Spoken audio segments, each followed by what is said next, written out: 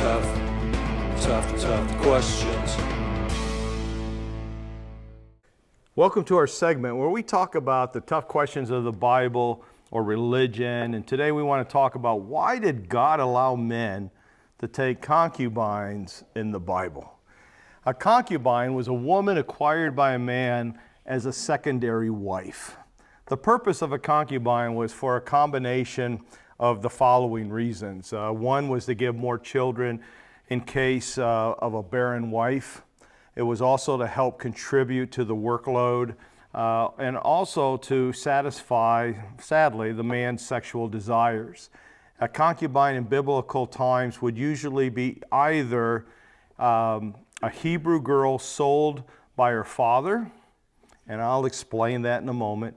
A Gentile captive was taken in war, and then a purchased foreign slave, and then a Canaanite woman, whether it was slave or free. Now, a Canaanite woman would just be anyone that wasn't Jewish. And so we see all four of these in the what we would call biblical times, not always with Israel, but the surrounding nations of Israel. Now, concubines were never part of God's plan. Instead, according to Genesis chapter 2, verses 21 through 24, God's design was for marriage between one man and one woman. That was always his design.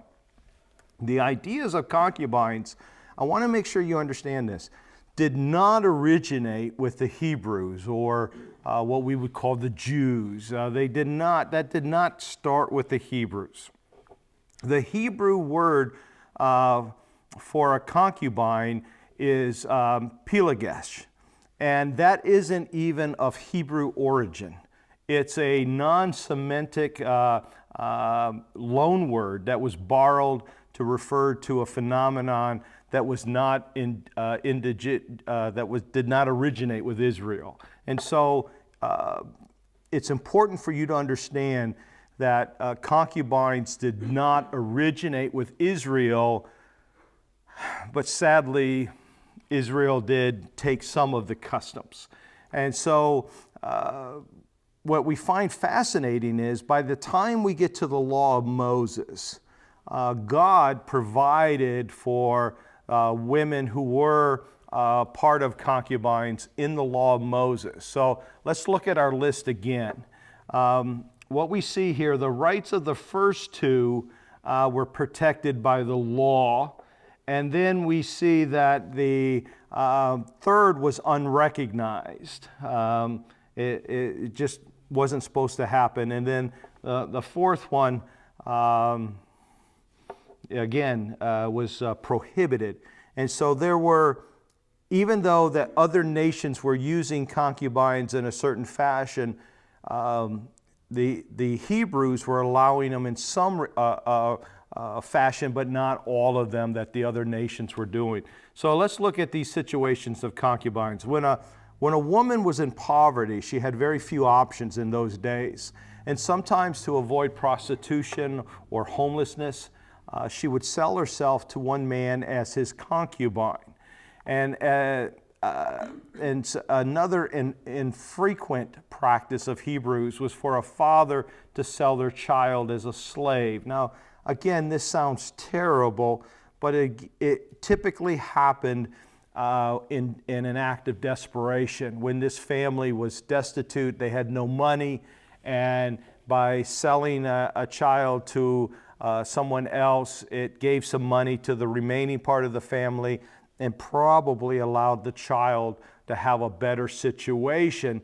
And yet, in the law of Moses, this was not a permanent situation. And I find this fascinating of how God provided for this, for these children, or for a girl that was sold as a slave.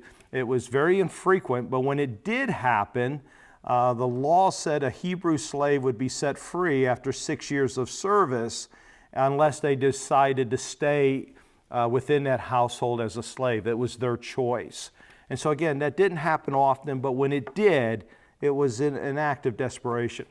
But a man who bought a Hebrew girl as a concubine that person had to commit to providing for her for life, whether she, if she said, no, I don't want to stay as a concubine, she could leave if she was a slave. But if he bought her as a concubine, he had to say, I'm providing you for life. Or he did have the right to sell her to another man who would provide for her as his concubine, or return the girl to her father without demanding payment for her. Now, this sounds so bad, when we think of our world. And yet, this was the world that was in, and yet, in other cultures, when a child was sold as a slave, that was it. And yet, in the law of Moses, these girls had some choices. War issue, one of the things that happened in war that's sad is the rape of women captives. And rape was forbidden in Israel. If an Israelite soldier was attracted to a woman taken in war, he had to marry her. And we see that in Deuteronomy 21, in verse 12. And if he changed his mind after marriage, she could be set free. A foreign woman sold as a slave happened in other countries, but could not in Israel. The Mosaic law said that concubines could not be treated as slaves. And we see that in Deuteronomy 21:14. So a concubine was not a slave, had more rights than a slave, but wasn't treated as strongly as the wife was. And then we look at the last category. A Canaanite woman was prohibited because Hebrews were not to intermarry with people from other countries. This is primarily because they worshiped false gods and they brought in religious practices that God just did not tolerate. And we see that in Deuteronomy chapter 7.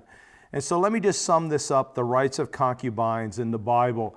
Concubine status was higher than a slave, but lower than a wife's. The husband financially managed the concubine's affairs. Concubines could not get a divorce.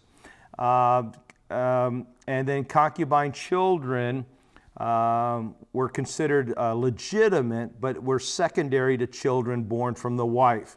You see them sometimes included in the will, then sometimes they were not, but they were considered legitimate children. And so remember, concubines were not what God wanted, but because life is full of sin, God had laws that protected these vulnerable women from more oppression if these laws weren't written for them. Romans 12:2 says, don't copy the behavior and customs of this world, but let God transform you into a new person by changing the way you think. Then you will learn to know God's will for you, which is good and pleasing and perfect. And so I want you to remember what I said earlier. The word concubine is not a Hebrew word. Concubines did not originate in the Hebrew nation.